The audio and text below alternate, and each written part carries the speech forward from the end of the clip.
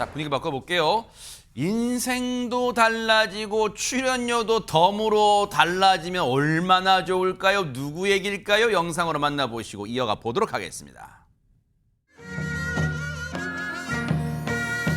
아리아리랑 스리스리랑 아라리가 났네 아리랑 아라리가 났네 이제 가면 못 볼 사람 보고플 사람 다시 오면 안 됩니까 말을 해줘요 밤열차는 미련 없이 떠나가는데 어머, 김묘성 기자님, 시청자분들이 영상 보고 나 이 사람 아는데 그러시는 분 많으실 것 같아요. 네, 그렇습니다. 국악계에서 가장 대중적이고 또 활발히 활동하는 남상일 명창을 소개하려고 하는데요. 그 국악의 대중화에도 가장 크게 기여한 분이 아닌가라는 생각을 해봅니다. 네. 78년생입니다. 소위 말해서 뜨고 난 다음에 내가 인생이 이렇게 달라졌어요 라고 얘기한 적이 있는데요. 한 길만 꾸준히 달려왔잖아요. 그러다 네. 보니까 실력은 당연히 최고고 또 재치 있는 입담까지 갖췄습니다. 얼마나 많은 방송국에서 찾겠어요. 네. 그러다 보니까 유명 교양 프로그램에 고정 출연하게 되면서 인생도 그리고 출연료도 업그레이드 됐다라는 어머나. 이야기를 했고 또 국악 무대에 설 때면 오프닝 무대 클로징 무대가 또 엔딩 무대가 굉장히 중요하잖아요. 그렇죠. 그 모두를 본인이 장식할 수 있게 됐다라고 이야기를 하기도 했습니다. 세상에, 야, 멋진데요. 사실 남상일 씨 하면은 이게 판소리잖아요. 판소리로 이제 우리한테 익숙한 그런 분인데 얼마나 판소리가 떼려면 뗄 수 없는 관계였냐면 어릴 때도요 울다가 판소리 들으면 눈물 뚝 그쳤대요. 진짜로 그랬을까요? 얘기 한번 들어보시고 이어가 보도록 하겠습니다. 아기 때 당연히 울잖아요. 그렇죠. 필요 이상으로 우니까 병원도 데려가 보고 그랬는데 아무 이상이 없는데 우연히 국악 프로그램이 있었대요. 거기에 조상현 선생님이 소리를 하시는데 제가 막 TV 앞으로 가서 그걸 막 보고 좋아하면서 따라하더래요. 저희 아버님이 녹음을 하셨는데 이게 네다섯 살로 제가 알고 있는데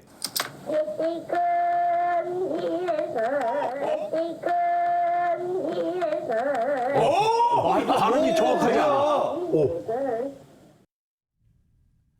혹시 다른 분들이 시청자분들이 안 믿으실까봐 4살, 5살 때 아버님이 녹음해 놓으신 그 육성 녹음을 들었는데 와 최명규 원장님 진짜 될성 부른 나무 떡잎부터 알아보다 진짜 그 말이 진짜 맞나 봐요. 네, 맞습니다.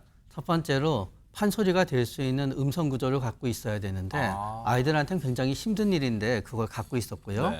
또 두 번째는 결국 음정, 리듬, 음감 그런 건 뇌에서 작용하게 되거든요. 저거를 들었을 때 뇌에서 그거를 기억해서 그거를 음성으로 반복할 수 있었기 때문에 네. 결국 음악적 뇌를 갖추고 있었던 거지요. 그러나 굉장히 훌륭했었던 점은 네. 성악은 다른 부분과 다르게 성장하는 데 있어서 두 가지 이제 어려움이 있게 돼요. 첫 번째 어려움은 뭔가 하면 어렸을 때부터 노래를 잘하고 활동을 많이 하다가 보면은 목이 혹사하게 돼서 발전을 못하게 되는 경우도 있어요. 또 비과학적인 말이지만 굉장히 강한 목을 타고 있어야지 결국은 어릴 때 활동이 있고 나이가 들어서까지 이어질 수 있고요. 어허. 두 번째는 국악의 경우에는 이게 얼마나 커다란 영향을 미치는지 모르겠지만 네. 특히 남성 성악가는 변성기가 문제인 거예요. 사춘기가 맞아, 오면서. 맞아, 맞아. 그러나 국악도 저는 일정 부분 영향을 미칠 수 있다고 생각하는데 변성기가 되면서 신기한 아이 목소리에서 더 멋진 남성의 목소리로 될 수 있었던 거는 또 재능과 함께 온 또 어떤 의미에서 굉장한 행운이지요. 그럴 수 있어요. 그래서 남상일 씨, 판소리 명창 남상일 씨가 인생도 그리고 출연료도 달라졌다는데 여기까지 이 자리까지 오르도록 뒤에서 묵묵히 뒷받침해 주신 분이 있다는데요. 영상 만나보시고 이어가 보도록 하겠습니다. 7년 정도 이제 은행에서 근무를 했거든요. 그럼 간부 아니야? 사실 7년 정도 하면 어느 정도 이제 올라가잖아요. 올라가는 단계고. 그래, 아깝다. 그리고 또 제 결혼 조건이 전 그거였거든요. 기왕이면 내 옆에서 좀 이게 살림 또는 육아 이런 것들 좀 해주고 나를 위해서 좀 해줬으면 좋겠다. 흔쾌히 같이 외식을 하는데 그 어디 동태찌개를 그 둘이 소주 한 잔을 탁 하면서 하는데 이제 마음에 있는 얘기를 하더라고요. 그래서 나오지. 아니 내가 원래 이렇게 7년 동안 은행에서 일하면서 인정도 많이 받고 했는데 지금 당신 옆에서 이렇게 하려니 참 그런 생각도 난다. 그래 위로를 해줬어야 되는데 해야지. 그러면 계속 하지 왜 그랬어? 이게 나가니 저도 그냥 욱하는 마음에 놀랬죠. 그래서 안 해야 될 소리 했더라고요. 그러니까. 닭똥 같은 눈물을 그래서 옆에 막 사람들이 있는데 왜 그래 여기서 울면 안 되지. 그런데 그만 먹고 어서 나가자 그래서 허주현 변호사님, 요즘 MBTI 극강의 T 가지신 분들은 전혀 감성적 공감 안 되고 저런 말 할 것 같은데 진짜 어떻게 저런 말을 해요 진짜. 아니 지금 아내분은 남상일 씨 하나만 믿고 시집 가는 것도 모자라서 자기의 꿈을 포기하고 남상일 씨 꿈을 위해서 다 나를 바쳐서 내조를 해주겠다 이렇게 약속을 하고 해준 거잖아요. 네. 이게 7년 동안 은행원으로 근무하면요. 이제 막 커리어 쌓이고 업무 파악 다 되고 해서 도약하는 시기거든요. 그 모든 것들을 다 버리고 오로지 남상일 씨를 위해서 남상일 씨의 꿈을 위해서 합심하기로 한 건데 야. 어떻게 그럼 계속하지 그랬어 이렇게 말하면 아내가 닭똥 같은 눈물 흘릴 수밖에 없죠. 진짜 너무 티세요 정말. 네, 그러니까요. 네, 아. 식당에서 아내를 일단 데리고 나왔다고 합니다. 네. 그래서 깊은 이야기를 좀 나눠봤다는 거예요. 그런 후에야 그럴 수도 있겠다 이렇게 아내의 입장까지 충분히 공감하고 이해하고 사과까지 하셨다고 하거든요. 어머, 잘했네요. 그래서 T는 T인데 F에 가까운 T가 또 되신 것 같기도 하고요. 네. 근데 곰곰이 생각해보니까 결혼 후에 졸지에 경력 단절이 아내가 된 거잖아요. 네. 그래서 남상일 씨가 생각해도 이건 안 되겠다 싶었나 봐요. 그래서 은행에서 일했던 아내를 위해서 은행 하나를 아예 만들어주기로 약속을 했다고 네. 하는데요.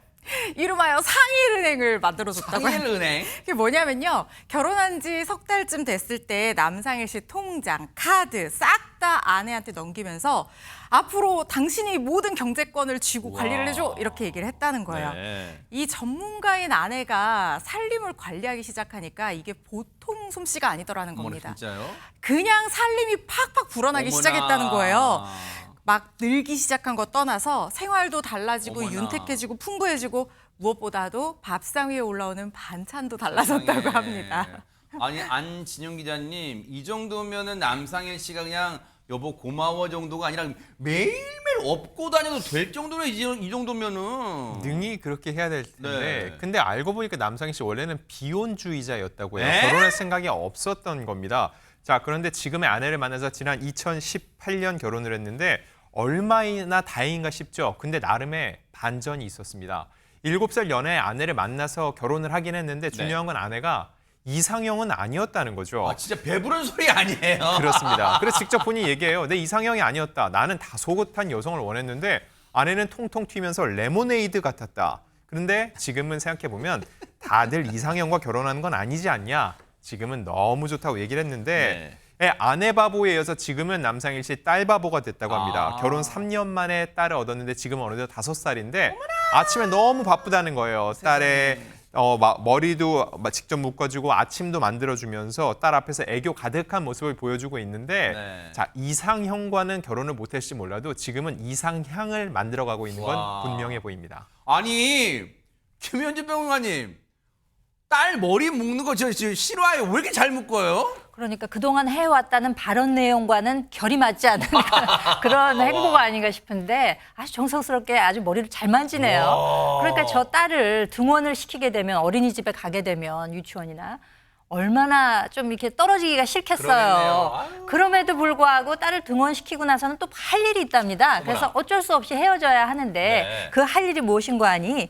매일 그 아파트 단지와 연결되는 아마 산이 있나 봐요. 네. 그 등산을 하는데 출석 도장을 찍는답니다. 특별한 이유가 있다고 왜 하는데요. 가요, 산에? 곧 이 판소리 수군가의 완창 무대를 해야 하는데 이게 3시간이 걸리는 공연이래요. 세상에. 그리고 그 가사를 다 외우고 확실하게 암기하기 위해서는 본인이 이제 산을 오르면서 저 시간에는 조금 사람이 드문가 봐요. 그러니까 이제 중얼중얼하면서 그 판소리 소리도 외울 겸 해서 또 그리고 등산은 맨몸으로 해도 숨이 차잖아요.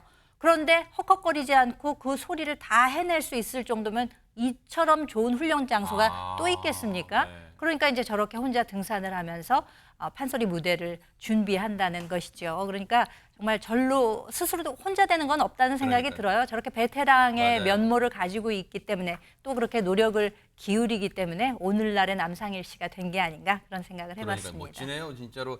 저 정도 반열에 올랐으면 아유 뭐 이 정도는 뭐 이 정도 3시간 무대는 그냥 뭐 할 수 있지 할 텐데 끝까지 자기를 연마하는 모습 정말로 프로 베테랑다운 모습을 보여줬습니다. 앞으로 멋진 무대 또 기대를 해볼게요.